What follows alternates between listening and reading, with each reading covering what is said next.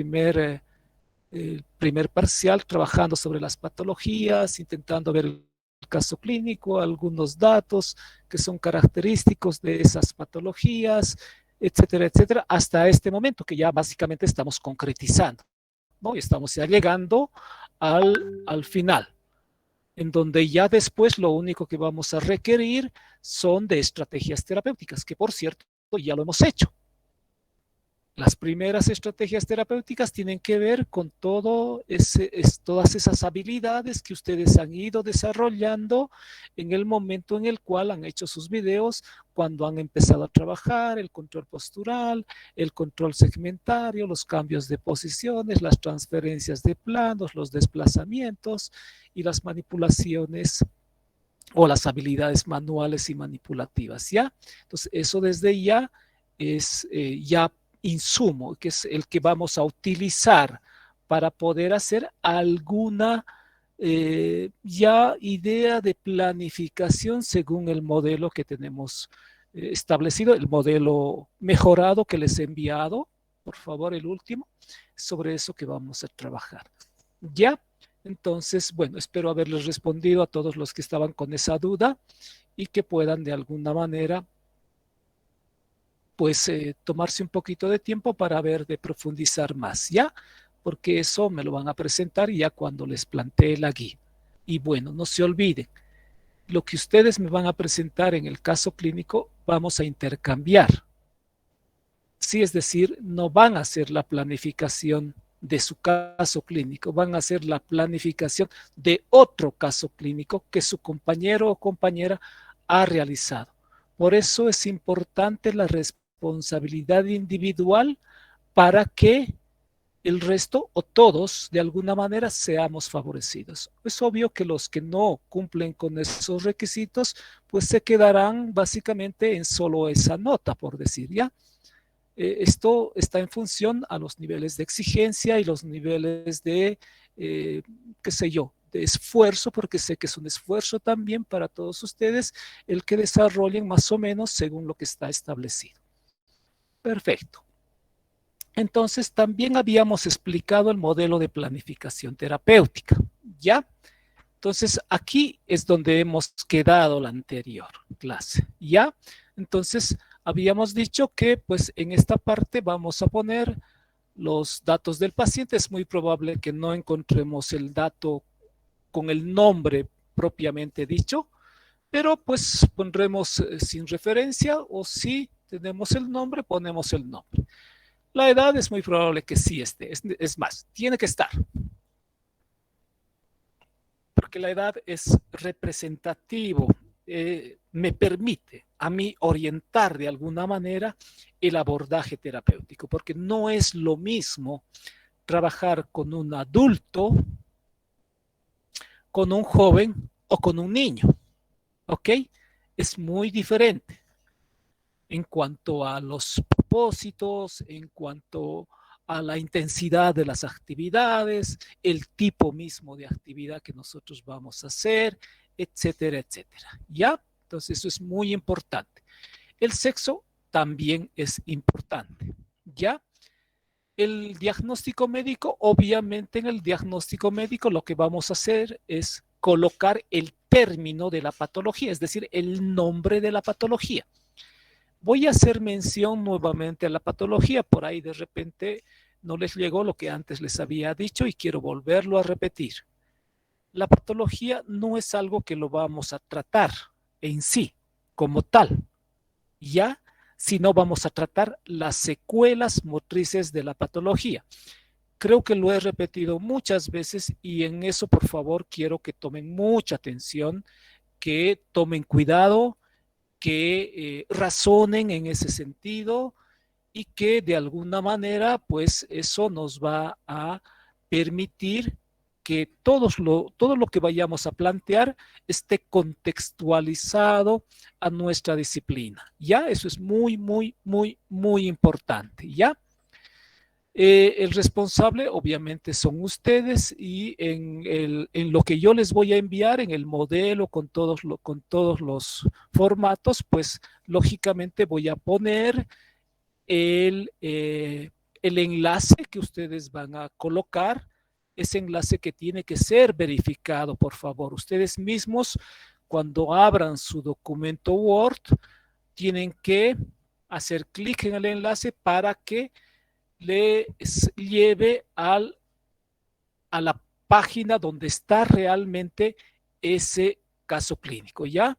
Porque, por ejemplo, si yo entro al enlace y no encuentro ninguna página, no voy a poder evaluar ese caso clínico, por más que lo tenga, no lo voy a poder hacer. ¿De dónde voy en base a qué criterio voy a valorar? ¿Verdad? Si ustedes se ponen a pensar, me sería difícil. O, por ejemplo, el enlace no es posible, o sea, está como que roto el enlace. Entonces no puedo llegar a ningún documento. En esos casos es obvio que no podría de ninguna manera revisar ese caso clínico, ya porque tiene que tener una fuente. Ya, eso es muy importante. Entonces, aquí habíamos visto los datos primarios del caso clínico, es decir, los datos que son parte de la literatura que tienen que ver con los signos y síntomas, es decir, toda la parte clínica de la patología que la mayor parte de las referencias o de los casos clínicos, pues se tiene. ¿Ok? La mayor parte. Entonces, es muy importante esto, que obviamente sacamos del caso clínico. Las disfunciones corporales también, que son parte de ese caso clínico. Les había dicho, voy a volver al caso clínico, les había dicho que lo primero que yo hago, o sea, después de ver, ustedes a ver me dirán, después de hacer la historia de la enfermedad y puntualizar el estado o condición actual en la que se encuentra ese paciente o refiere el familiar o el médico, ¿qué es lo que hago? Obviamente están los antecedentes, pero ya en la idea de hacer ya la evaluación de forma objetiva. ¿Qué es lo que hago o cómo hago para obtener esta información? Adelante, por favor.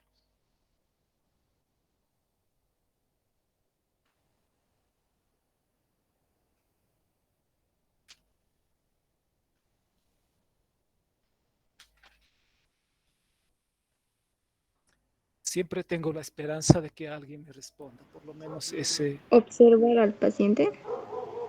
Primero era solo observarlo y no evaluación todavía, creo.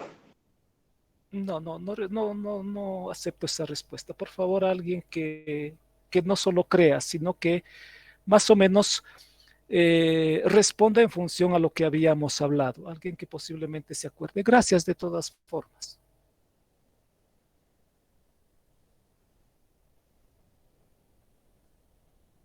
Es algo que lo habíamos mencionado y he tratado de repetirlo varias veces.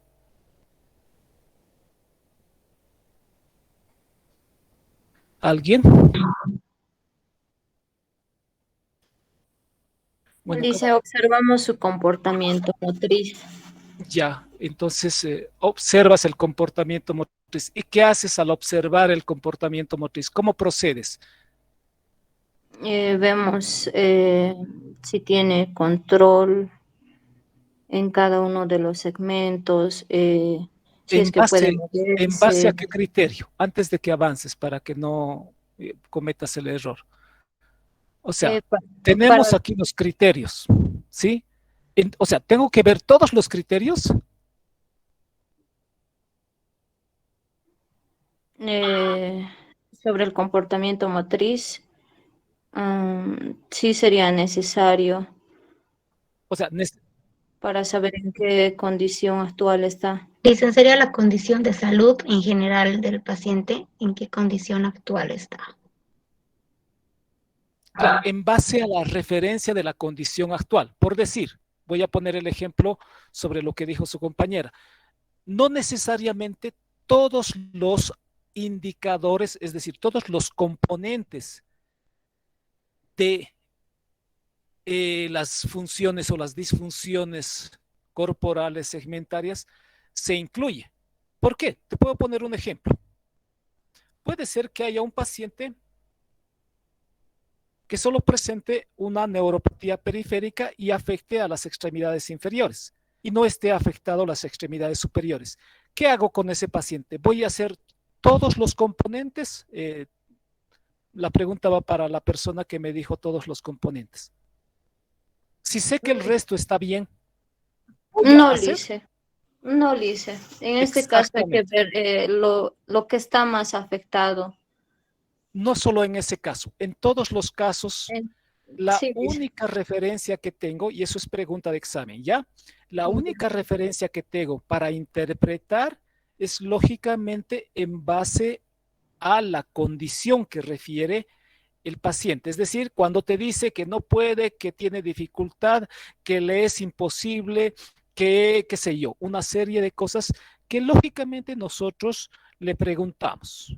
Y lo lamentable, tal vez valga la aclaración, es que como no estamos con un paciente al que le podemos preguntar o tengamos acceso a la referencia del médico, del neurólogo, es lógico que en este caso clínico pues se nos va a hacer un poquito más difícil, ¿no?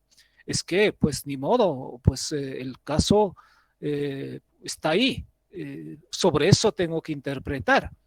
Como no tengo el paciente real, entonces pues ahí es donde nosotros vemos la dificultad, ese poquito de dificultad. Siempre está en función a la condición actual en la que se encuentra, porque solo ese dato me da la posibilidad de poder tomar uno o varios de estos componentes que son parte de las habilidades motrices básicas, o llámese también funciones, disfunciones en las actividades corporales segmentarias, o más concretamente actividades corporales segmentarias, así de forma muy resumida. Ya son términos que indistintamente los vamos a usar y tienen que ver con lo mismo. A veces cuando pregunto, utilizo un término, ¿sí? No siempre utilizo los tres términos para lo mismo. Entonces ustedes tienen que entender que básicamente es lo mismo. Y solo me voy a centrar en las disfunciones, porque sé que las funciones, o sea, sé que lo que está bien, no es necesario referirlo. Voy a asumir que lo que no estoy colocando está bien. ¿Ya? Entonces no vale la pena mencionarlo. ¿Ok? ¿Hasta ahí estamos? Sí, Lice. Entonces, de aquí, básicamente sacamos esto. Para mí es importante primero centrarse en esto. Lo del medio, no se olviden. Para entrar a la casa, entramos por la puerta, no por las ventanas. Esto para mí son las ventanas. Entro por el medio, ya más o menos así, para que podamos comprenderlo. Entonces, en esto me voy a centrar primero en las disfunciones, porque estos van a ser mis objetivos generales, porque esto hace al comportamiento motriz, a las habilidades motrices que están afectadas en este paciente, a sus actividades corporales segmentarias que no las tiene bien. ¿Ok? Es muy importante. Hasta ahí estoy volviendo a repetir. ¿Hasta ahí estamos?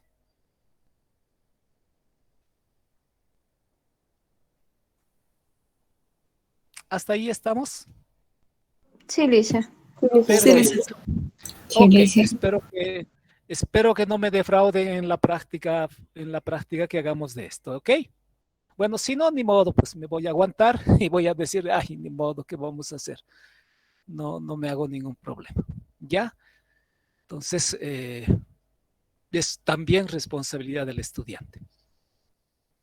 Entonces, una vez que tenga esto ya definido, porque hicimos un ejemplo en la anterior clase, hicimos sobre la distrofia muscular de Becker, de una de sus compañeras que se animó a decir, ¿no? A plantear su tema, ¿ya? Entonces, sobre ese tema hemos ido viendo, hemos ido interpretando básicamente, ¿ya?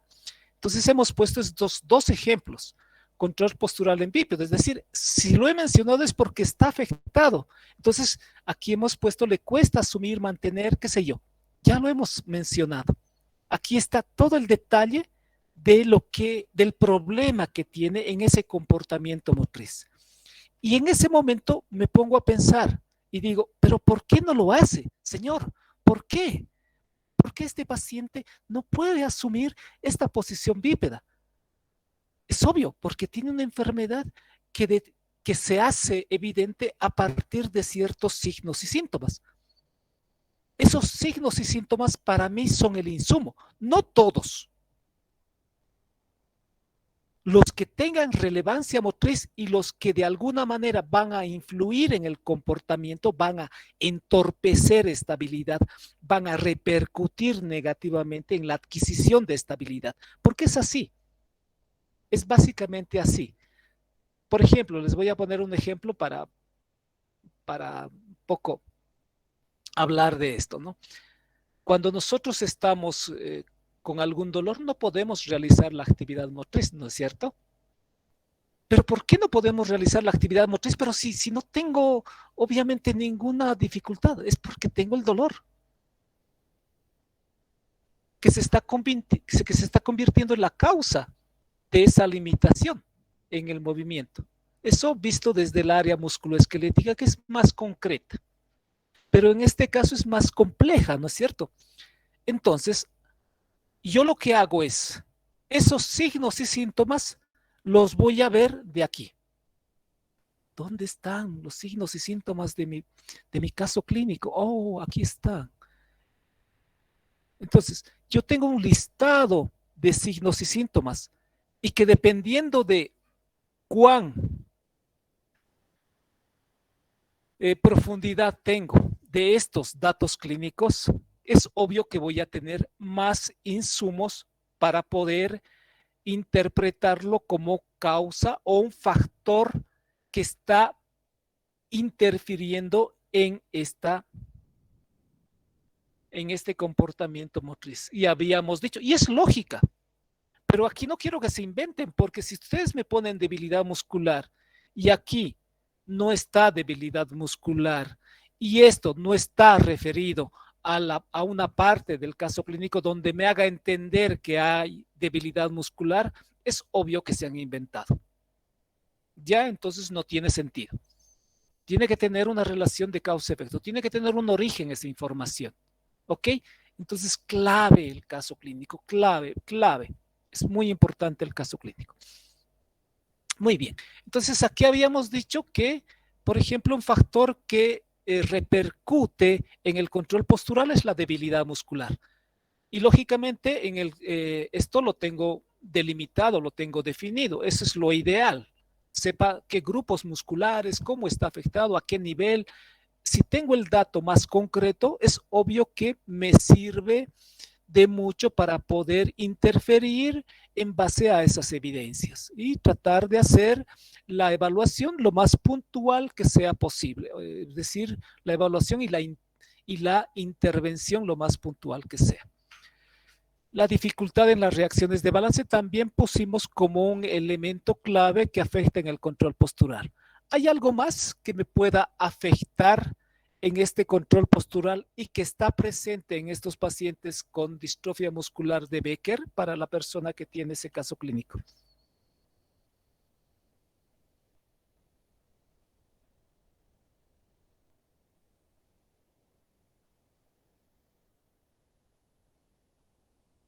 La postura que presenta el licenciado presenta una postura lordótica, pero eso es debido a la debilidad muscular que tiene a nivel de los abdominales y a nivel lumbar también, o no sé si eso sería parte o incluye también dentro de la debilidad muscular. No, pues, pero si tú estás hablando de control postural, aquí está implícito lo que tú estás diciendo. Ok. Lo que quiero encontrar es qué me está causando esa postura. O sea, ¿qué datos me está generando dificultad? Está siendo la causa, o sea, la causa probable, digo yo, porque no está realmente definido como tal. Cuando yo intervenga y haga el procedimiento terapéutico y eso me genere al resolver esos problemas, esos datos clínicos, me genere un mayor control postural, es obvio que ahí voy a decir que pues ha sido uno de los factores causales que me estaba interfiriendo en esa postura, en ese control postural. ¿Algo más, por favor? Según mis datos, no licenciado, eso estaría más en global. No hay afectación sobre algún otro componente más, sensorial, qué sé yo, a nivel propioceptivo, algo que me dé la idea de que pues sin ese componente neurofisiológico pues no voy a poder mantener un control postural. ¿No? ¿No refiere? No, licenciado, sí es algo característico del aspecto de la pantorrilla, ¿no? De la masa, o sea, es apariencia de masa muscular. Solo eso, después no refiere más. Según la literatura, ¿qué es característico? O sea, ¿cuáles son los síntomas y signos que son propios de esta patología?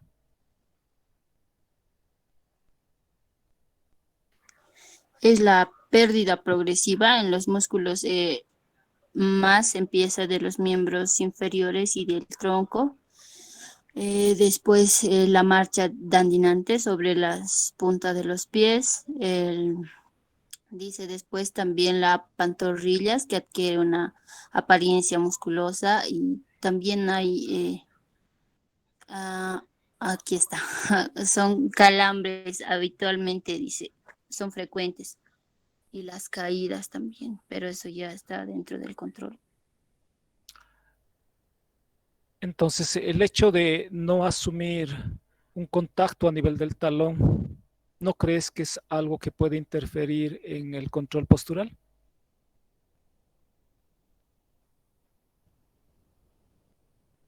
Sí, licenciado. Sí, influye bastante. Ok, perfecto. Entonces, el análisis tiene que ver con eso. Aquí yo defino qué datos clínicos. Ahora, si por ejemplo esto anótenlo por favor, yo tengo una referencia del caso clínico, pero tengo como que la necesidad de ampliar los signos y síntomas. Sí, es decir, no siempre me refiere ese caso clínico en los datos clínicos que son característicos de esa patología. Entonces es muy probable que para ampliar, porque alguien decía en algún momento, no sé si tú lo dijiste del caso clínico, es que no tengo más que estos datos clínicos. Entonces, ahí puedo complementar los datos clínicos con lo que refiere la literatura médica. Es decir, puede haber más datos clínicos que son característicos, pero si yo lo voy a colocar y no está en el caso clínico, voy a poner la cita en donde me diga dónde dice eso, en qué libro, en qué referencia de, qué sé yo, de patologías neurológicas dice eso. ¿Ya?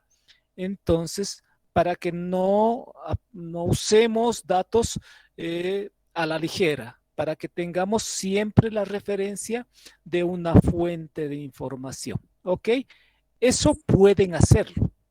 Es decir, es lo mismo que le pregunté a su compañera.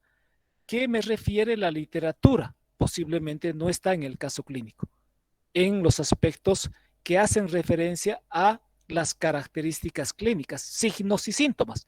Entonces, como no está en el caso clínico, busco un libro de patología y veo la posibilidad de poder ampliar mis datos clínicos, porque si no tengo datos clínicos, no voy a poder trabajar, no lo voy a poder hacer. Si no encuentro datos clínicos que sean relevantes e importantes y que entiendo están afectando esa función motriz, es lógico que me voy a quedar sin insumos, sin nada. Entonces, busco en una literatura, busco en un libro y lo voy a citar ese libro. Voy a citar de dónde lo he sacado, si ha sido un libro electrónico, un documento electrónico o algún documento que está en línea, pues pondré la cita y en la lista de referencias abajo estará el detalle de quién es el autor, eh, el año, de dónde lo han sacado y cuál es el enlace que les ha llevado a ese, que me va a llevar a mí también a ese documento en donde yo vea esos datos clínicos. ¿Ok? Buenísimo. Está bien, licenciado. Entonces, eso ya lo hemos hecho. Y la idea para hoy día era completar. ¿Alguna persona que quiere mencionar sobre lo que hizo?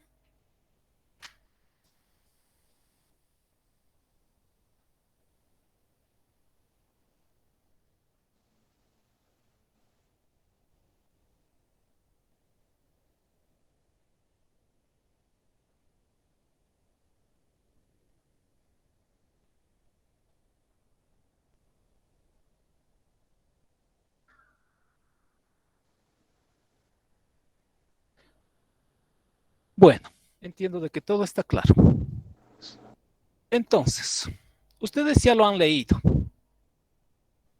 Entonces, aquí mínimamente tengo que tener las disfunciones en función a la patología que les ha tocado y los signos y síntomas y una referencia de qué actividad de la vida diaria está afectado. ¿Ok? Esto solo es complemento para mí. ¿Sí? Simplemente es una referencia. ¿Sí? Sobre el propósito del trabajo que voy a hacer en función a las actividades de la vida diaria. Que Licenciado, lógicamente perdón. eso se quedan ahí. Dime, perdón. Es Adelante. una consulta en el caso, por ejemplo, en los cuadritos que tenemos arriba, donde dice el control postural, ya tenemos referencia de que es debilidad muscular y en el control segmentario también, o sea, es por la debilidad muscular. Sí, se puede ¿Podría ser repetir. repetir o Se puede. tendríamos que buscar algo relacionado? No, se puede repetir. Ah, ya. Muchas gracias, Siempre y eso. cuando, sí, se repite en muchas, en varias de los controles segmentarios es muy probable que se repitan varios signos y síntomas.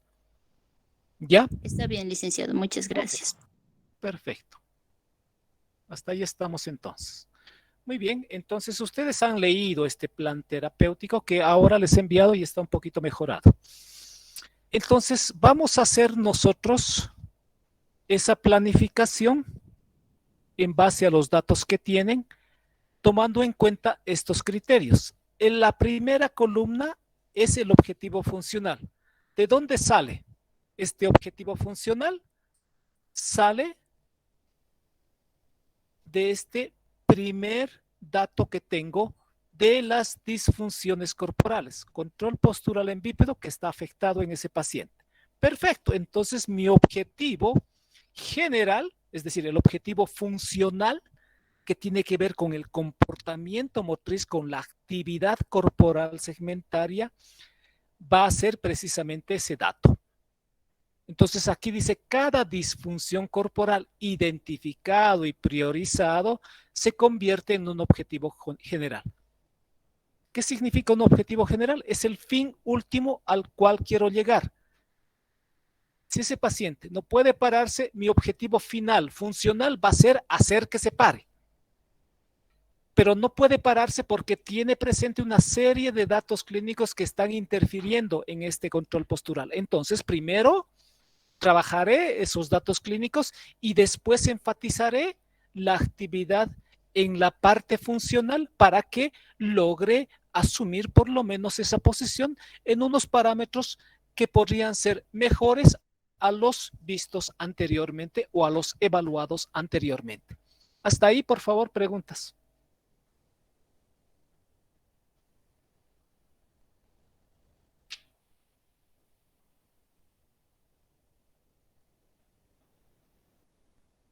Muy bien. Entonces, esto, claro.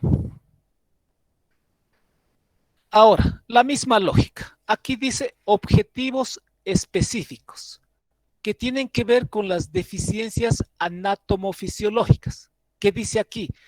Cada dato clínico, signos y síntomas que esté influenciando o repercutiendo negativamente en la función corporal alterada se convierte en un objetivo específico. Muchas planificaciones que me han presentado en varias oportunidades me han hecho cosas que no tienen ningún sentido, no tienen esta lógica, ¿ya? Hay que cambiar un poquito el chip, ¿sí? Hay que centrarse un poquito en esta lógica, ¿ya? Entonces, por favor, tómenlo muy en cuenta. Entonces, ¿de dónde sale esto? De aquí, pues. Debilidad muscular, dificultad en las reacciones de balance, equilibrio y enderezamiento. Entonces, si quiero mejorar el control postural, aquí voy a poner primero, entonces, antes de mejorar el control postural, tengo que trabajar primero la fuerza muscular y tengo que trabajar las reacciones de equilibrio y las reacciones de enderezamiento. Preguntas hasta ahí. ¿Está bien? Claro, por favor, me dicen si llegó o no llegó.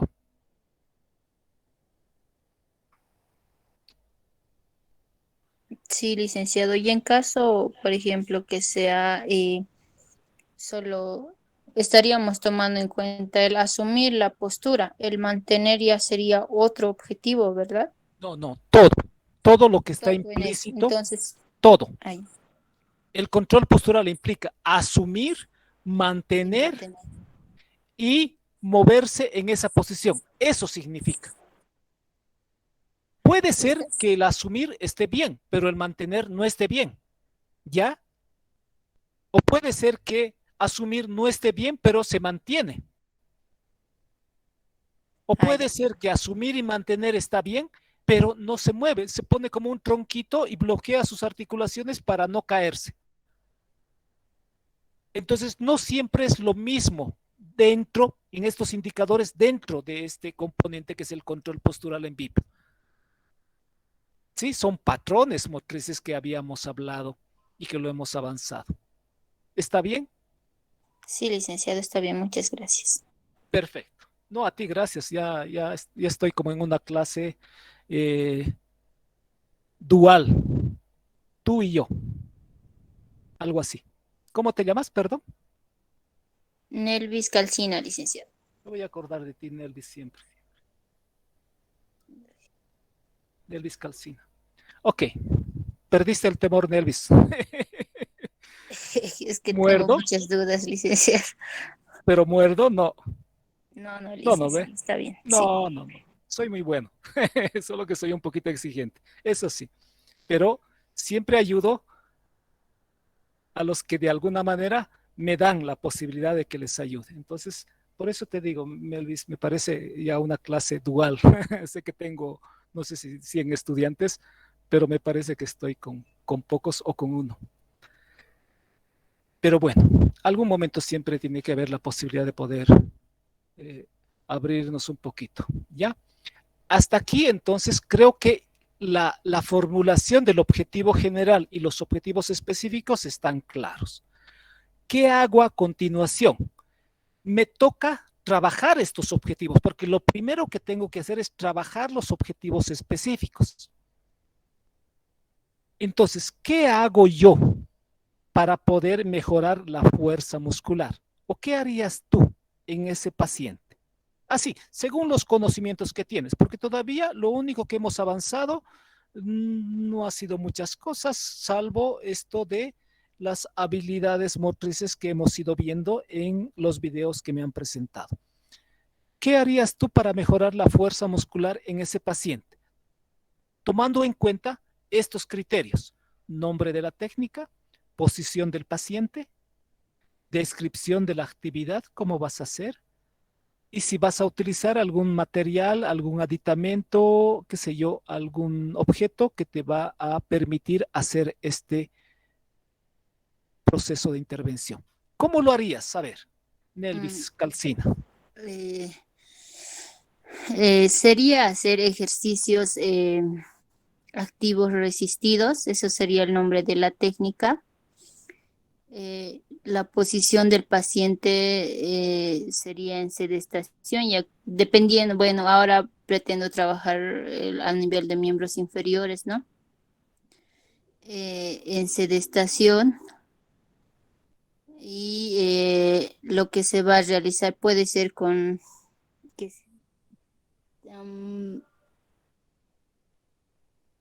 con pesas, se me fue el nombre, perdón.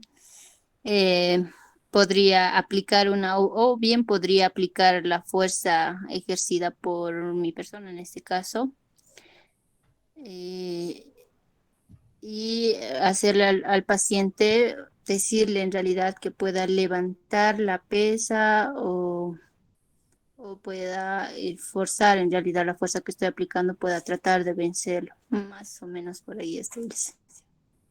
Está bien, está bien. De todas formas, es así como llegamos al éxito. Solo que, qué bueno que lo hayas dicho. Te voy a sugerir que cuando trabajes la fuerza en un paciente con distrofia muscular, no llegues a la fatiga. ¿Ya? Entonces, no incorpores una resistencia adicional. ¿Te acuerdas que cuando hemos avanzado fuerza muscular, bueno, no sé si te acordarás, decíamos que la fuerza muscular se puede trabajar de distintas maneras? Uno, utilizando el efecto de la gravedad. Dos, utilizando el peso corporal. Tres, utilizando las manos del fisioterapeuta. Entonces, ahí no estaba implícito el utilizar pesas. ¿Ya? ¿Por qué no utilizo pesas? Porque puede, en este caso de tu paciente, llevarme a la fatiga y puede de alguna manera interferir, no es interferir, sino acelerar el proceso degenerativo. ¿Ya? Entonces, lo que se quiere es, en este caso preciso de tu paciente, es no llegar a eso. Por tanto, las actividades que tú vas a hacer no van a requerir de un componente de resistencia externa. Será suficiente con utilizar la fuerza de la gravedad. ¿Sí? ¿Puede ser? ¿O el peso corporal? Ay, está bien, licenciado. Entonces solo serían ejercicios activos, nomás, ya no resistidos, ¿no? Exactamente, pero son resistidos. ¿Por qué no serían resistidos si va en contra de la Ay, gravedad? por la gravedad, sí, está bien, licenciado. Claro, o sea, es bueno que tú preguntes porque así resuelves tu problema, ¿no ve? Entonces ya lo resolviste. Sí, Entonces licenciado. es básicamente, y lo que sí quiero es en realidad apelar a la kinesioterapia. Eso es lo que quiero, porque aquí no me van a plantear prohibido, prohibido. Técnicas Boba, técnicas Cava, técnicas Castillo Morales, técnicas Boyka, técnicas no sé qué tal, A, B, C, D, F, G, no sé qué cosas habrá de técnicas. No, prohibido. Aquí lo único que quiero es apelar a la kinesiología. Y ustedes pues, en eso son capos, porque ya han pasado muchas asignaturas donde han hecho mucha kinesioterapia, mucha kinesiología. Entonces, utilizaré algún elemento que me es importante. Hasta ahí estamos de acuerdo. ¿Me prometen que no van a utilizar Bobat, Cabat ni nada por el estilo? Sí, licenciado. Le quería Ya, preguntar, adelante. mi paciente tiene apraxia, entonces en ese caso, ¿cuál sería mi tratamiento? ¿Hacerle realizar actividades de forma repetitiva? A ver, defíneme qué entiendes por apraxia. Que le cuesta realizar alguna actividad con destreza, se podría decir. Ya, la apraxia es un término clínico, médico, propiamente dicho. Sí, exactamente. ¿Y eso qué significaría? A ver, vuélveme a preguntar para que comprenda un poco la idea. Bueno, en mi caso, mi paciente se está deteriorando y por lo que en la marcha le dificulta, tiene desequilibrio y le dificulta realizar, o sea, empezar en sí la marcha. Pero antes de la marcha, ¿no crees que es importante el control postural? ¿O está Sí, es bien? importante. Entonces, Como ya se está deteriorando, tiene desequilibrio, como digo, y le cuesta mantenerse en bípedo. En ese caso, primero primero piensa, trabajaría en sedente. claro, primero piensa en el control postural. Si quieres que camine, o sea, cuando tú me dices apraxia, me estás diciendo lo mismo que dificultad en el movimiento o la dificultad en la actividad motriz. Es decir, la apraxia tiene el concepto de una dificultad en la práctica motriz, algo así, de forma muy sencilla. ¿Ya? Pues es lo mismo. O sea, ese dato no me da muchas cosas. Es decir, solo sé que ese paciente tiene dificultad para moverse. Tiene una apraxia motora, se llama así. Es decir, apraxia que puede ser en la comprensión del movimiento o en la ejecución del movimiento. Entonces, yo no sé cuál será qué será lo que tiene tu paciente. En la ejecución En la o ejecución, en la licenciado. comprensión. En la ejecución. Entonces, comprende bien. Es decir, puede percibir y puede desarrollar el movimiento, solo que le imposibilita la situación en la que está.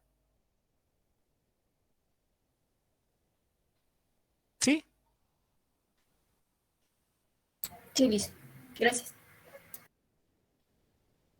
Pero no te vayas todavía, seguimos con la explicación. Está bien, listo. Ok, entonces, para que no me dejes corto.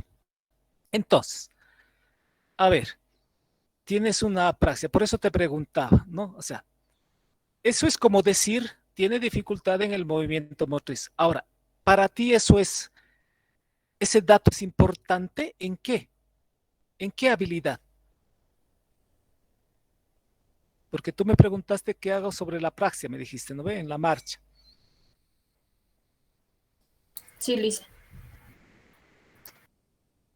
¿Cómo puedes interpretar la apraxia?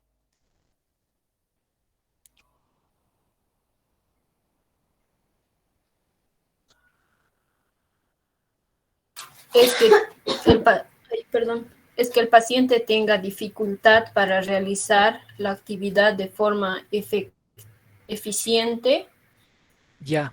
y, y sin Entonces, ¿qué mucho significa eso? esfuerzo. ¿Qué significa para ti eso? El que no lo pueda realizar de forma eficiente. ¿Lo hace pausado? ¿Lo hace con dificultad? ¿Lo hace torpe? ¿Qué piensas? Que lo realiza con dificultad. Con dificultad. ¿Cuál es tu caso? Es lesiones adquiridas por hidrocefalia.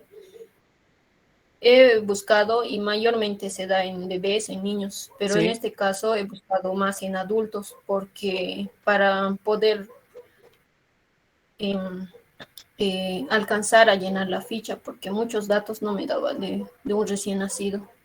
Ay, más bien sí te daba, pues. Bueno, este es más característico, bueno, se da en pacientes adultos, pero lógicamente las causas pueden ser de tipo traumáticas en algunos casos, puede ser por alguna alteración congénita o algún problema vascular, etcétera, etcétera. Pero bueno, independientemente, tú buscas el caso clínico, ¿ya? Pero bueno, eh, ¿qué significa eso? Que tu paciente presenta dificultad en el movimiento. ¿De qué tipo más o menos estás pensando que le dificulte en el movimiento? ¿Presenta un componente espástico? ¿Presenta un componente hipotónico? ¿Qué dice tu caso clínico? No refiere hipotonía ni tampoco espasticidad, solo refiere que tiene hiperreflexia. Después, a ver, un cachito.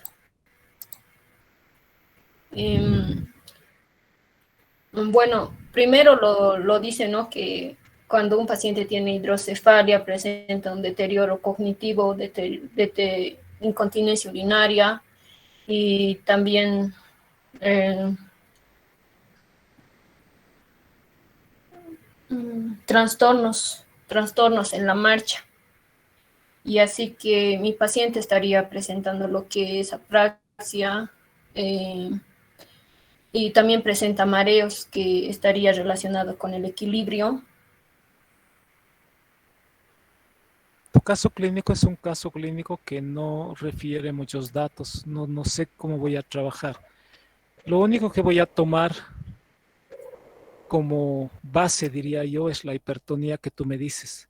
Cuando hay hipertonía en la lógica, ¿qué implicaría esa hipertonía? ¿Qué dices tú? ¿Qué dice la literatura? Hemos avanzado. Licenciado, dice hiperreflexia Ah, hiperreflexia, generalizada. perdón. No, está bien, perdón, yo me equivoqué. Cuando hay hiperreflexia, es el único dato que estoy tomando como base. Cuando hay hiperreflexia, ¿qué implicaría esto? Que tiene sus reflejos aumentados. Ya También sé, muestra ya que sé eso. tiene Babinski, perdón, dice Babinski y reflejos, y los reflejos arcaicos, que solo no puedo Entonces comprender estoy muy bien. asumiendo que es una lesión de la motoneurona superior, es decir, hay una afectación a nivel de los centros superiores. ¿Sí? Más o menos. Sí, Liz. Entonces, primero te digo que con ese dato, con ese único dato no puedes trabajar. Tampoco me puedes trabajar con deterioro cognitivo porque por ahí de repente eso me ayuda en la comprensión del movimiento, pues trabajaré en algún momento desde el enfoque psicomotriz, pero ahora no me viene al caso. Entonces, no puedo hacer nada con la hiperreflexia. ¿Qué voy a hacer con la hiperreflexia? A ver, dime.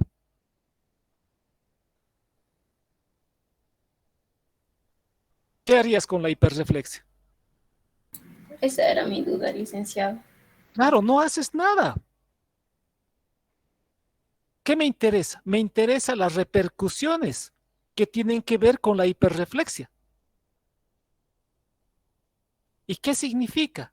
Si hay hiperreflexia en la lógica de las patologías que son las lesiones de la motoneurona superior, pues están asociadas a hipertonía y en algunos casos espasticidad, porque tú dijiste presencia de reflejos arcaicos, o sea, es decir, el Babinski, por decir. Entonces estoy asumiendo que en el adulto, por esa lesión que hubo a nivel, esa hidrocefalia, si ese aumento de líquido cefalorraquídeo, ha generado daño a nivel de los centros superiores.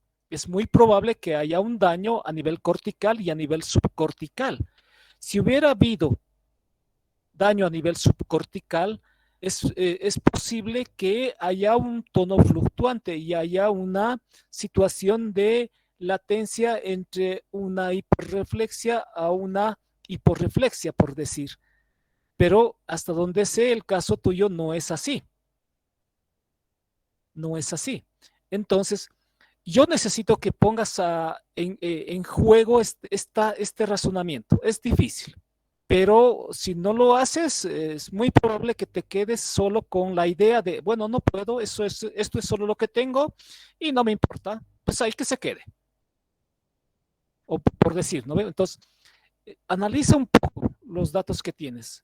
Ya no son suficientes. O sea, con esos datos yo no voy a poder trabajar. ¿Qué voy a trabajar? Si tiene un control postural que está alterado en ese paciente, ¿qué voy a trabajar? ¿Qué voy a poner como objetivos específicos? A ver, ponte a pensar.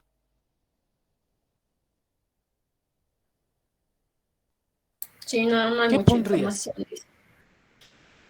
No, hay información. El punto es que no estás llegando a comprender la información que requieres. Entonces, yo creo que lo que tienes que hacer es complementar esta lectura, como les dije hace rato, de los posibles datos clínicos que se pueden dar en esta alteración que se tiene en este adulto de hidrocefalia.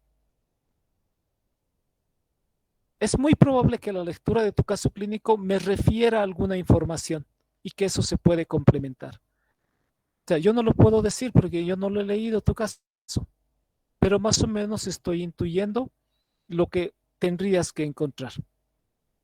Entonces, si tú no tienes esos datos y me pones cualquier cosa por decir y no hay una referencia, yo te voy a calificar mal. O sea, no lo voy a poder hacer, no voy a poder decir, bueno, esto lo hizo en base a esta referencia, me parece muy buena, perfecto, está bien, es buena lógica, ha trabajado, pero, y eso yo no lo voy a resolver.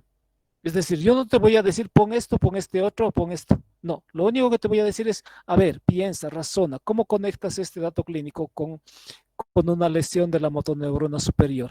¿Qué cosas más involucraría esta lesión de la neurona motora superior? ¿Qué pasaría en este paciente adulto con hidrocefalia? ¿Qué zonas ha afectado? Esas zonas tienen una función. Si esas zonas son corticales, es lógico que va a haber hipertonía y espasticidad. Si son subcorticales, debe haber. O sea, debe haber. El punto es que no le estamos hallando todavía. Tiene que haber. ¿Ok? No sé si te respondí. Sí, licenciado. Ok, entonces lo que tienes que hacer es ponerle nexos a estos datos que tienes, ¿sí? Para ver qué cosas más de datos podrías tú encontrar en este caso clínico. Entonces, ahí particularmente, vuelvo a repetir, pueden hacer lectura de otras referencias para complementar estos datos clínicos que son característicos de esta patología o de ese tipo de lesión, porque no necesariamente es la patología. La patología es, como les digo, es lo que está de alguna manera determinando esa alteración motora. Pero la lesión se da en una región determinada, se da en un nivel determinado, y eso me va a determinar un tipo de alteración característica a nivel motriz.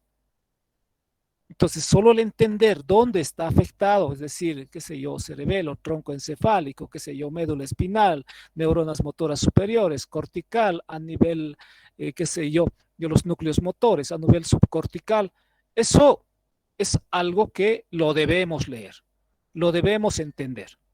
¿Ok? Entonces, una vez que tenga esto, pongo, así, más o menos teniendo una idea. Es decir, no quiero aquí cosas muy elaboradas todavía, sí, pero por lo menos tendré alguna idea de la lógica que podrían ustedes utilizar al momento de plantear la terapia para cada uno de estos datos clínicos. Si tengo una dificultad en el equilibrio, ¿qué haría? Les pregunto.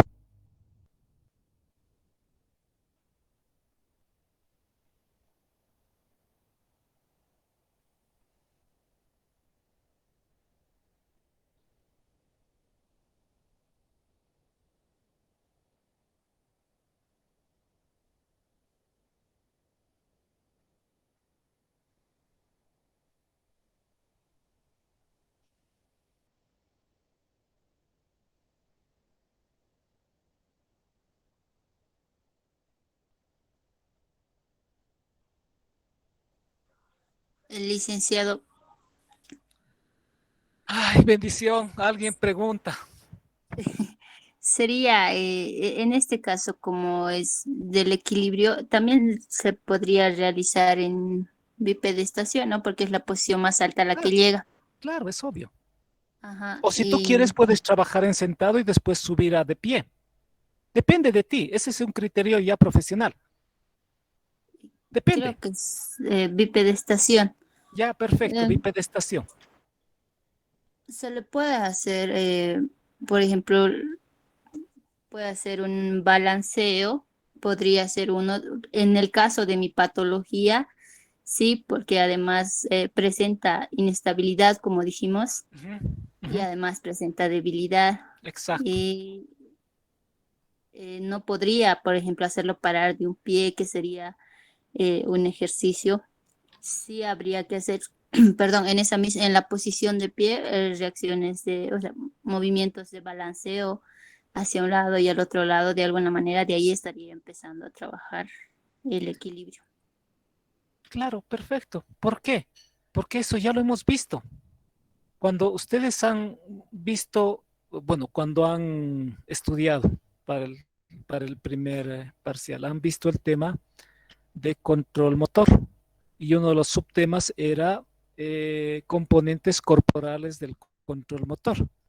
Y cuando hablábamos de los componentes neuromusculares o neuromotrices, había una parte donde decía equilibrio. Y en esa parte decía más o menos cómo se podría hacer para trabajar el equilibrio, cuáles son los criterios. Y uno de esos criterios, lógicamente, era el balanceo, que es lo que más se utiliza para trabajar el equilibrio.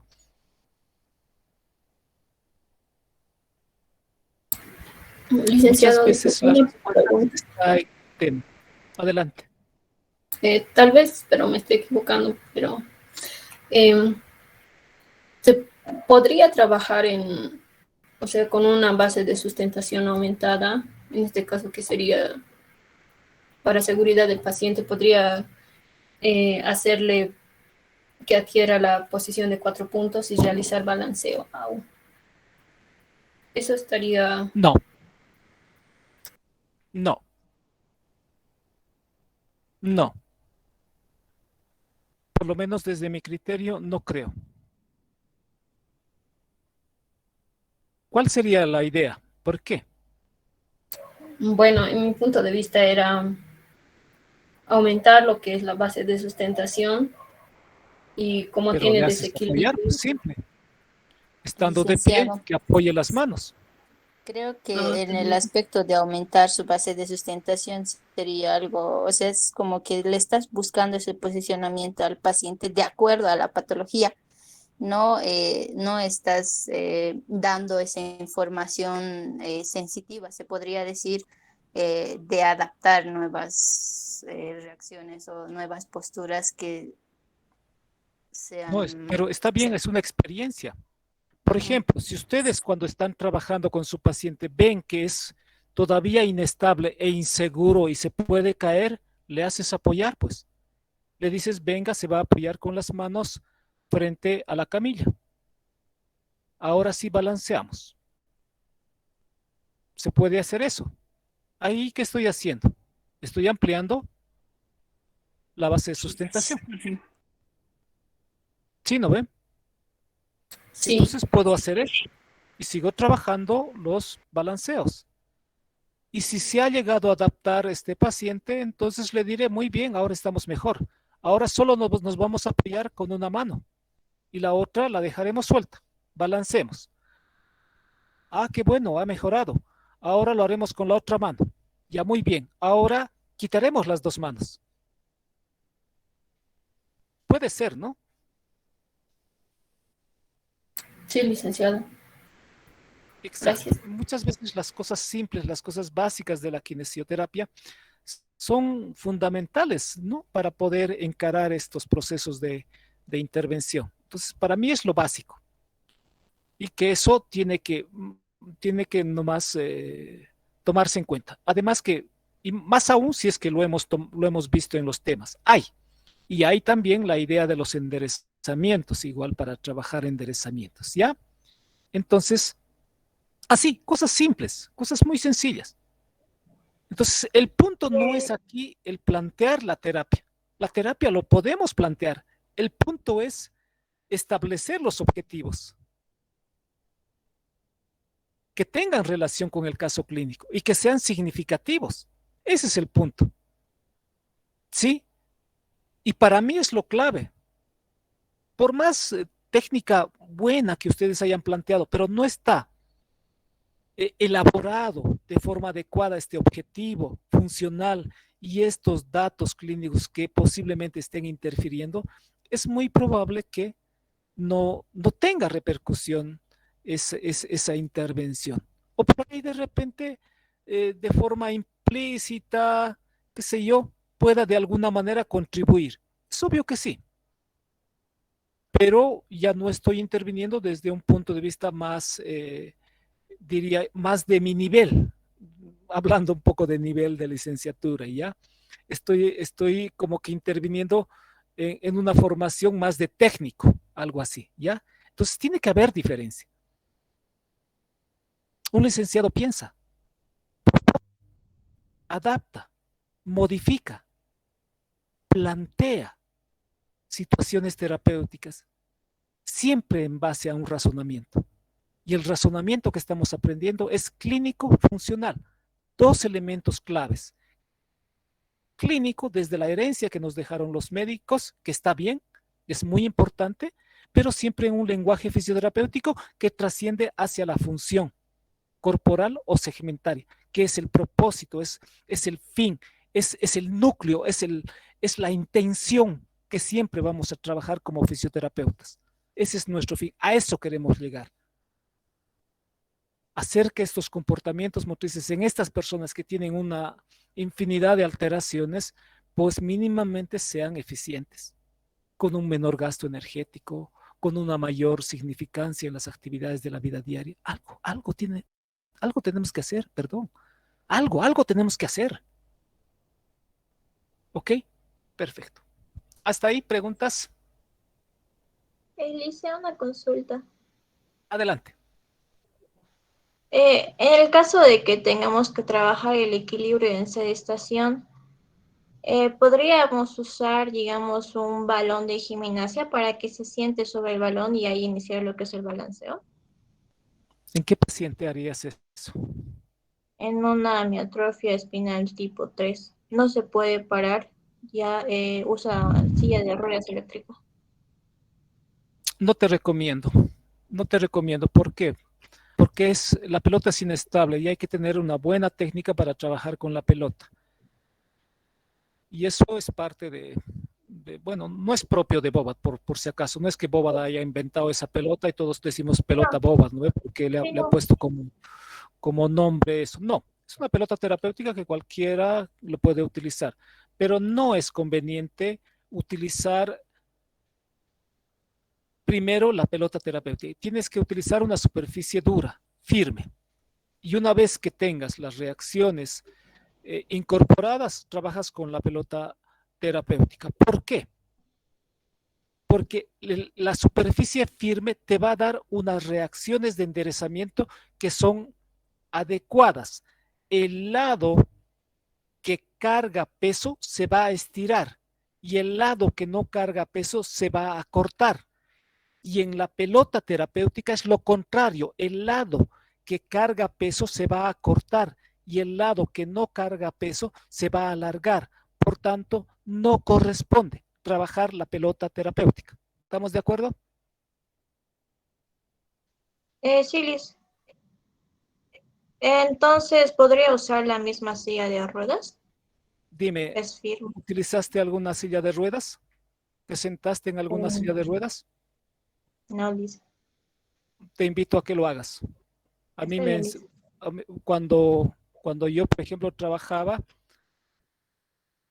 eh, cuando me acuerdo, cuando estaba haciendo mi trabajo de investigación, y antes de salir de la universidad, trabajaba con pacientes en silla de ruedas. Se me reían los jóvenes. Es que tú eres especial, me decían. Profe, tú eres especial. Nosotros somos los normales, me decían. A ver, subite a la silla, me decían. ¿Acaso vas a saber manejar como nosotros? Entonces, ¿qué hice?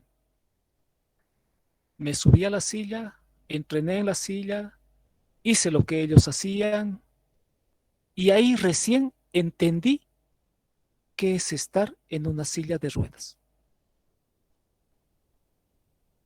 Para ser terapeutas tenemos que ver, de tener esa experiencia. Y ahí, con una evidencia, con una razón, obviamente que lo puedo tener. ¿Por qué te digo que no puede hacer una silla, porque el soporte, la base de apoyo de la silla no es firme. Y además que te va a dificultar en los balanceos los apoyabrazos. ¿Puede ser? Sí, dice, ya le entendí, gracias. Perfecto, entonces qué bueno que hayas preguntado. Entonces, la silla de ruedas, el soporte de la silla de ruedas no es un soporte firme, ya es como una lona que tiene, ¿sí? Y no hay ninguna base por debajo. Esa lona se mueve. Cuando quiero plegarlo, la lona se dobla. Y cuando estoy sentado no es firme. ¿Cómo voy a tener una reacción de apoyo con una descarga de peso y una regulación de la función tónica si no tengo algo firme? Eso sí es muy importante. Qué bueno que lo hayas preguntado. Y eso siempre pregunto en los exámenes. Bueno, entonces está bueno. Ya me estoy emocionando. Ya tengo 2 personas, 3 personas que están participando de la clase. Bueno, ¿cómo te llamas, la última persona? Paola Mendoza. ¿Y la anterior? ¿Nombre? Aleida Martínez. Aleida Martínez. Gusto de conocerlas, queridas estudiantes. No puedo verlas. Me gustaría verlas en clase, en el aula, interactuando con todos ustedes, enseñándoles, revolcándome en la alfombra, haciendo ejercicios. Ay, qué lindo sería. No puedo. Qué bacán. ¿Aleida qué? Aleida. ¿Me das tu apellido, Aleida? Martínez, licenciado. Martínez. Qué macana, ese es el problema. Pero bueno, dicen que algunos ya están pasando clases presenciales, no sé. Bueno, a ver, hasta ahí Licenciado, tengo estamos. una duda. Adelante. ¿Cómo entonces podríamos trabajar con el paciente de la compañera con una base estable? ¿Tendríamos que hacerle sentar en el suelo No, pues, ¿cómo es posible en el suelo? o en una ¿Acaso no silla? hay, acaso no hay bancos terapéuticos? Licenciado, disculpe. Lo ideal sería un banco terapéutico. ¿Para qué? Para que tú estés sentado al lado, como si estuvieras cabalgando ese banco terapéutico, ¿sí? Y lo mantengas firme a tu paciente, ya sea desde la cintura pélvica o ya sea desde niveles más altos al tronco, dependiendo de cuál es su control. Y ahí yo puedo hacer los movimientos de balanceo. Eso está en uno de los videos, por cierto. Creo que sí, no sé. Tiene que ser un banco, ¿sí? Porque no tiene Licenciado, sentido. Les explico esto y después me pregunto. No tiene sentido. ¿Por qué? Porque si el paciente está en una silla de ruedas, necesito siempre un desnivel para trabajar en la misma lógica. No puedo bajar de nivel y trabajar echado, por ejemplo, o sentado con las extremidades inferiores extendidas, sentado largo se llama. ¿Ya? Entonces necesito siempre un desnivel. Entonces para eso existen qué sé yo, existen en la terapia bancos de diferentes alturas. Entonces yo tengo mis bancos de diferentes alturas. Y es un banco sencillo, como venden en la cancha, por decir. No ve un banquito donde siempre nos sentamos. No ve, antes se sentaban en los banquitos, son banquitos largos. Es como el que teníamos en la sala ¿se acuerdan? ¿No ve? En la sala de habilidades hay bancos, ¿no ve? Sí, De dice. madera, ¿se Sí, acuerdan los bancos de madera? Sí, dice. Exactamente, ese banco, ese es el banco. Le haces sentar y tú te cabalgas ahí a ese banco y ahí controlas al paciente y haces los movimientos de balanceo.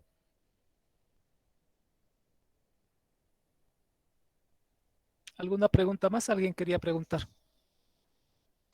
Dice una nueva pregunta, tal vez como sugerencia, ahora que me pongo a pensar, si quizás no se alcanzara o no se tuviera estos banquitos, una opción o sugerencia podría ser tal vez un columpio, que creo que está al alcance de todos, que se puede hacer balanceos de delante atrás en posición sedente o incluso también podría hacerse en posición de arrodillado y también desplazamientos a los costados que también requiere o busca también un control postural.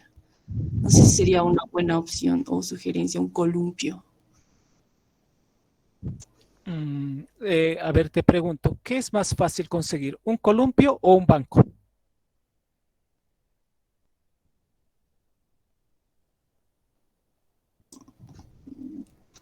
Yo creo que los dos.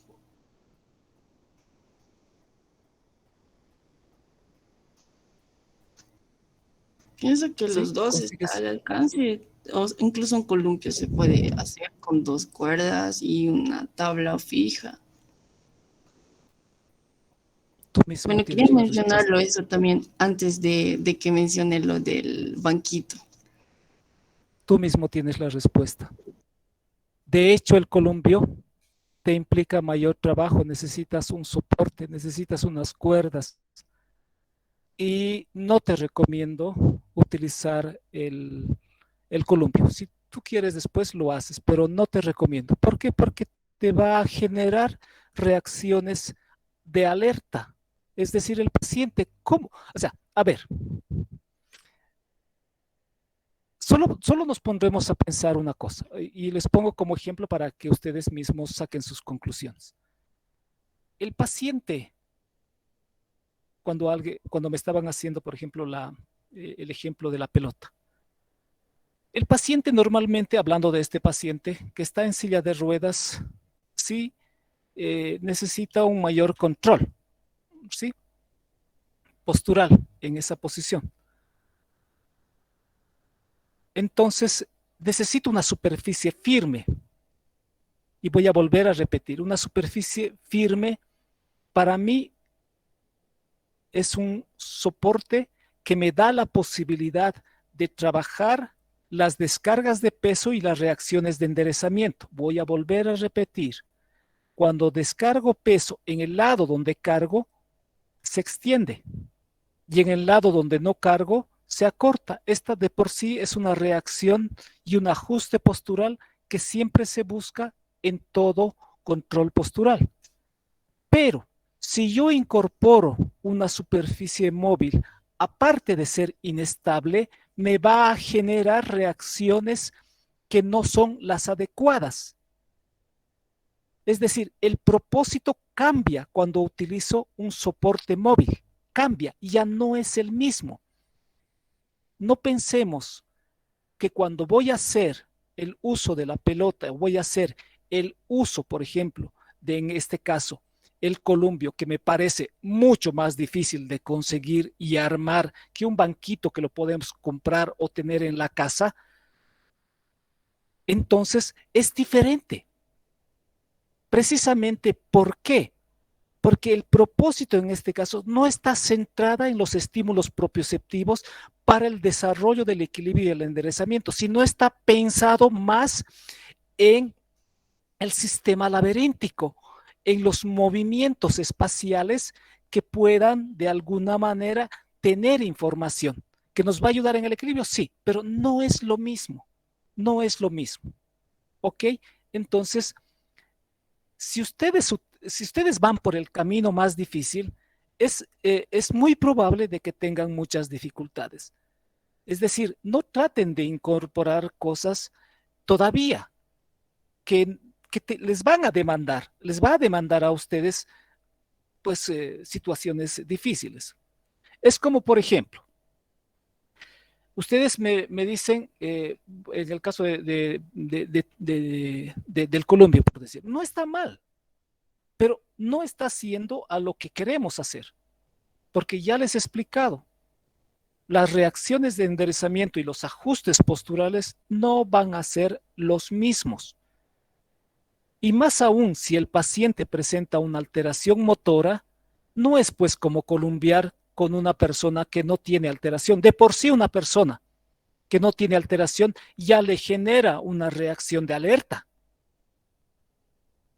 Le genera. Y si hablamos de un paciente que no tiene o tiene dificultad para el control postural, imagínense que le pongan un columpio. Ok, no voy a conseguir una reacción de enderezamiento o los ajustes posturales que estoy pretendiendo conseguir. Entonces, por ahí no creo, por ahí no creo, no es la mejor opción y no creo que sea una respuesta honesta el decir que me es más fácil conseguir un columpio que un banco. Un banco es más fácil, es obvio, no sé, por lo menos es mi criterio. Pero no es lo más adecuado utilizar un columpio, ¿ya? Por ejemplo, si tú en tu planificación pones un columpio, es decir, ¿vas a tener que demostrar el trabajo en un columpio con esa persona? No vale la pena, no vale la pena. Tú misma te estás poniendo trabas, estás generando dificultades para demostrarlo. Y además que no lo tomamos en cuenta todavía, no es. Elementos externos que tengan que ver con técnicas especializadas, porque hay otra técnica que es muy interesante, pero los propósitos son diferentes. Es el PediaSuite. Ese PediaSuite utiliza un arnés que hace que la persona con unas bandas elásticas asuma un control postural. ¿Sí? Esa situación de trabajo con el PediaSuite, el propósito es diferente, porque ahí se trabaja sinergias musculares, y eso es lo que a veces algunos terapeutas que han hecho esta técnica no comprenden bien. Es como hacer un Kabat para mí, como hacer un movimiento y hacer una resistencia para ganar un mayor control, una mayor sinergia muscular en el lado contrario a la resistencia. Es lo mismo. Entonces, no estamos en posibilidades todavía de poder plantear ese tipo de trabajos, sino la kinesioterapia que nos va a dar un montón de herramientas para poder resolver en este caso esta situación, que es muy simple, no hay dónde perderse, el equilibrio lo voy a trabajar en una superficie firme y estable. ¿Para qué?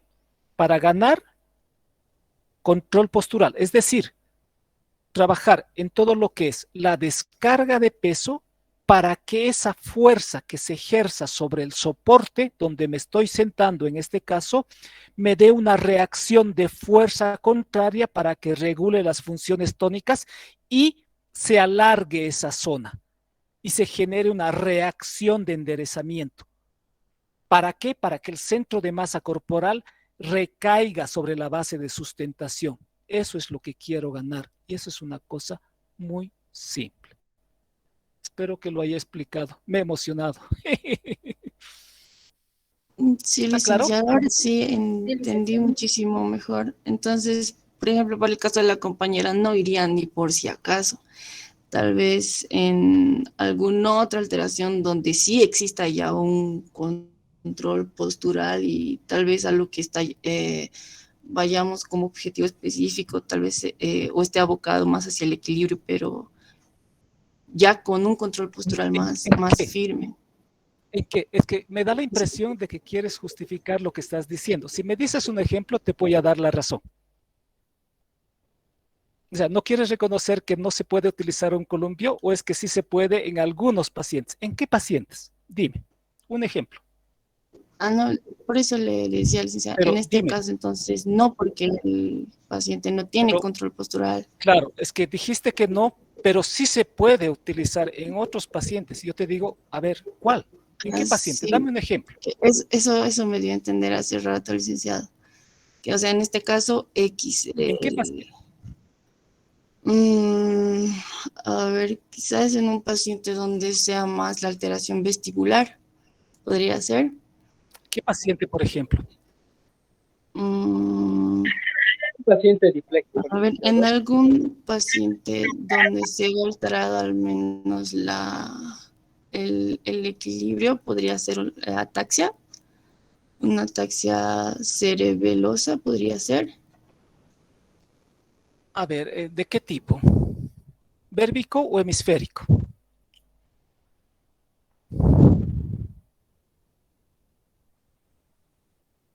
¿Has visto a un paciente atáxico? Una vez y hace tiempo vi, pero ¿Cómo es no, cuando no se para? exactamente cuál de los dos era. Sí vi Ya que no su importa, base pero sí se lo ve. Sí, sí, sí. ¿Viste? Vi que cuando, o sea, no podía llegar al menos al plano de bipedestación solo porque su base de sustentación era muy amplia y cuando se trataba de reducir esta, temblaba, tenía temblores y no tenía equilibrio para nada. Si iba a un costado, al otro costado. Exacto. Entonces, en ese, a lo que pude ver, trataban como de estimular igual, casi con balanceos y eso. ¿Qué necesita un paciente con ataxia? A ver, ¿alguna vez tuviste algún tipo de sensación de vértigo cuando te subes a algún, qué sé yo, por ejemplo, esos juegos donde se suben y se bajan como no sé, alguna vez ¿tuviste una sensación así de querer, eh, esa sensación de inestabilidad porque la superficie se te mueve un montón? ¿Tuviste esa sensación alguna vez? Sí, sí, licenciado, tengo vértigo. ¿Cómo te sientes?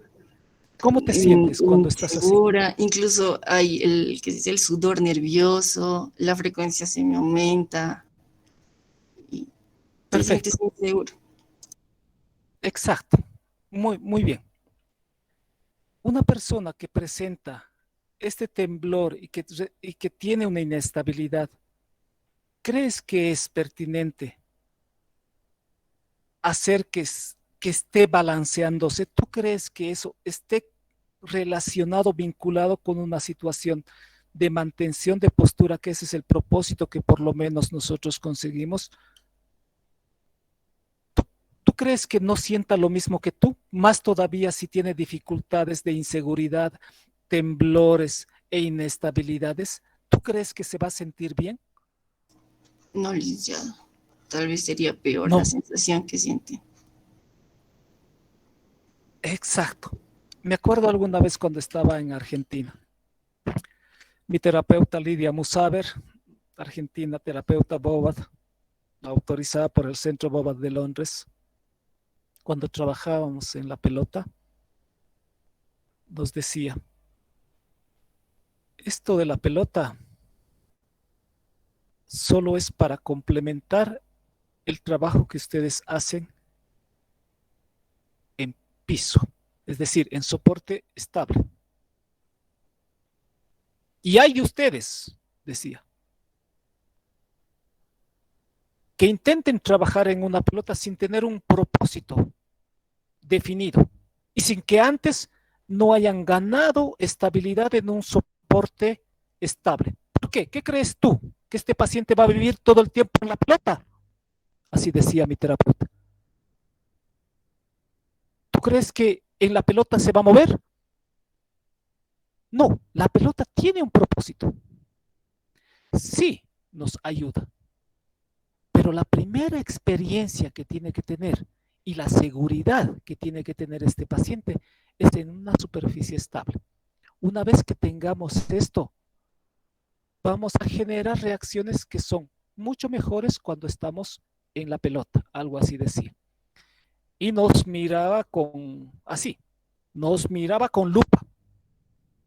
Si estaba bien parado, si no estaba bien parado, si ponía la mano donde no ponía, venía, ¡plac!, te daba en la mano.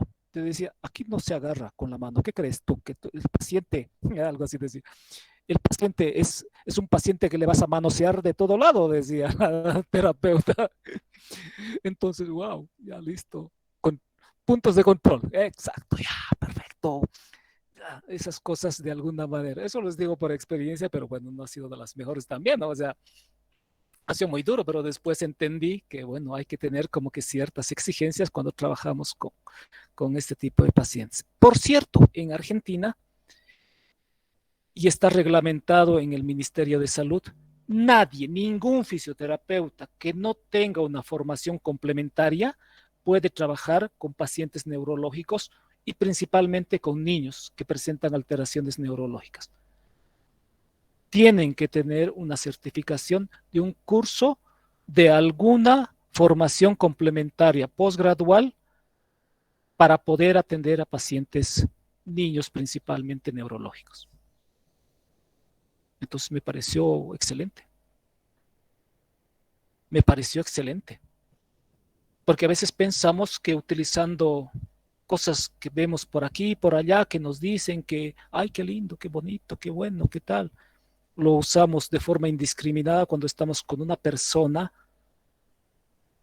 que por ahí de repente tiene las expectativas en cada uno de nosotros para que podamos cumplir, mínimamente cubriendo ciertos rigores que hacen a la profesión y que obviamente eso pues, no se toma en cuenta. Entonces eso es lo que me gustó de Argentina, ¿no? O sea, interesante. Pero bueno, son cosas de la vida. Entonces, no les recomiendo trabajar todavía en superficies móviles, no lo hagan, ¿ya? Sin antes tener la seguridad de que este paciente adquiera un control postural estable en una superficie que es fija, ¿ya? En una superficie estable. Es lo primero. Una vez que tienen eso adquirido, pueden complementar con reacciones de tipo laberínticas, se llama. Que es la, diría yo, es la transición hacia las actividades que se hace de balanceo en superficies inestables. Las reacciones laberínticas utilizan harto los movimientos en diagonales y los movimientos rotatorios y de desrotación, y hay un control a nivel de la visión básicamente en eso. Entonces, esa es una transición para trabajar en superficies móviles, ¿sí? Ya sea, por ejemplo, en algunos casos se utilizan, por ejemplo, allá en Argentina se utilizaba esto del aguayo, que era un poco la herencia de los Andes a partir de Castillo Morales, ¿sí? Hacer los balanceos, por ejemplo, en eso. Entonces era interesante. O las superficies, hay superficies estables, planas, que son parte de los ambientes terapéuticos en el ámbito neurológico, donde se le hace sentar al niño, pero es como un columpio, pero donde se sienta ahí, se sienta y es amplio. Entonces, son diría yo, complementos a la terapia, pero que no son lo primero, por lo menos desde mi criterio y mi sugerencia, por si acaso ustedes lo pueden tomar, en base a mi experiencia, no es lo mejor que podríamos hacer por lo pronto. ¿Sí? Trabajaremos nomás en una superficie estable. Muy bien. Perfecto. Entonces, muy bien, hago la descripción después de las actividades terapéuticas. A ver, si aquí esta terapia tenía relación con estos objetivos específicos, entonces esto va a tener relación con esto, con todo lo que es el objetivo general, el objetivo funcional, ¿ya? El objetivo global, si vale el término. Y la lógica es esta. A ver, si el paciente tiene disfunción corporal, y aquí he trabajado fuerza muscular, he trabajado en equilibrio, en de pie, en sentado, qué sé yo, ya, en alguna posición, he visto la necesidad de trabajar este soporte de peso, qué sé yo, la descarga de peso, las reacciones de enderezamiento, los balanceos que de alguna manera me ayudan en la movilización del centro de masa corporal y la modificación de la base de sustentación. Es decir, he trabajado con un simple balanceo que es muy interesante en estos casos, por decir. he trabajado eso. Entonces ya está, es como que tengo adquirido. Y ahora pongo a prueba a este paciente haciendo que asuma la posición bípeda, que mantenga la posición bípeda y que se mueva en esa posición bípeda. Y la idea de esta terapia que cierra el ciclo, si vale el término, del trabajo que nosotros vamos a hacer, tiene que ver precisamente con esas actividades funcionales que estamos haciendo. Entonces aquí lo que tengo que hacer es, si mi propósito, mi fin es ganar un mayor control postural en bípedo, entonces le hago parar. Como la observación que hice al inicio, según referencias del estado actual en el que se encuentra. Entonces, ahí pues pongo el nombre de la técnica, kinesioterapia, la posición del paciente va a ser de pie y la descripción de la actividad. Esa actividad se va a dividir en dos. Siempre. Lo primero que voy a tomar en cuenta son los criterios biomecánicos, la organización del segmento, sí, la base de sustentación y los puntos de apoyo. Lo voy a tomar en cuenta. ¿Por qué? Porque le estoy haciendo parar. Y ahí tengo que, de alguna manera, organizar mejor el control postural. Y ahí puedo intervenir y puedo organizar mejor. No, aquí descarga más. No, por favor, esta parte del cuerpo necesito que enderezcas. Estás muy inclinado. Perfecto. Eso es lo que hago. Y una vez que gano esto, por ejemplo, pues mantengo la posición bípeda. Mantengo la posición bípeda y implícitamente lo que puedo hacer es alguna actividad en esa posición, una actividad que por ahí de repente pueda ser, por ejemplo, el movilizar los brazos o movilizar la cabeza, que sería lo más interesante cuando estoy en esta posición bípeda, asemejando algún tipo de actividad que pueda desarrollarlo en la vida diaria. Pero básicamente sería eso. Sí, la disfunción corporal no es posible de alcanzar niveles eficientes, es decir, es muy estructurado, es muy grave, qué sé yo, no puede mantener el control o tiene dificultad, sigue teniendo asimetrías, sigue con inestabilidad, sigue con problemas, etcétera, etcétera. Entonces, pues lo que puedo hacer es incorporar adicionalmente ayudas técnicas, ya sea para mejorar la base de sustentación, que sé yo, un elemento, un aditamento, que puede ser un aparato ortésico, dependiendo, qué sé yo, o puedo de alguna manera modificar el entorno en el cual esa persona se va a mantener en la posición bípeda. Es decir, puedo modificar el ambiente, buscar qué sé yo, un soporte que le permita a nivel de la cintura pélvica mantener una mayor estabilidad. ¿Qué hacía yo antes con mis niños con los que trabajaba? Utilizaba unos estabilizadores o unos andadores altos, se llama, para darle como que cierta estabilidad en la pelvis y así mantener la posición bípeda, por decir. Entonces, algunas veces que no me daba resultado, entonces trataba de incorporar o modificar el entorno para que, a propósito, con ayuda de estos elementos externos, me permita contribuir en lo que estoy queriendo, llegar a esa posición bípeda de alguna manera y por lo menos mínimamente ser funcional en esa posición bípeda. Y esa es la idea. No siempre es lógico que en todos los pacientes se va a conseguir. Sí, no es arte de magia, no es decir, bueno, muy bien, hago esto y listo, paciente fenomenal. Sí, resultó, pucha, todo bien. No. A veces es frustrante en algunos casos, pero si mantienes la lógica, es muy probable que puedas tener unos propósitos realmente importantes para ese paciente que se lo merece. Y por último, que estos no me interesa mucho, lo pueden solo repetir, solo es una idea de que vayamos de alguna manera a aprender a dosificar los tipos de ejercicios, las intensidades, las frecuencias de esos ejercicios, que por cierto está en el tema de aprendizaje motriz, que lo vamos a seguir utilizando en todo este tiempo. Preguntas hasta aquí, por favor. Ay, me cansé. Preguntas.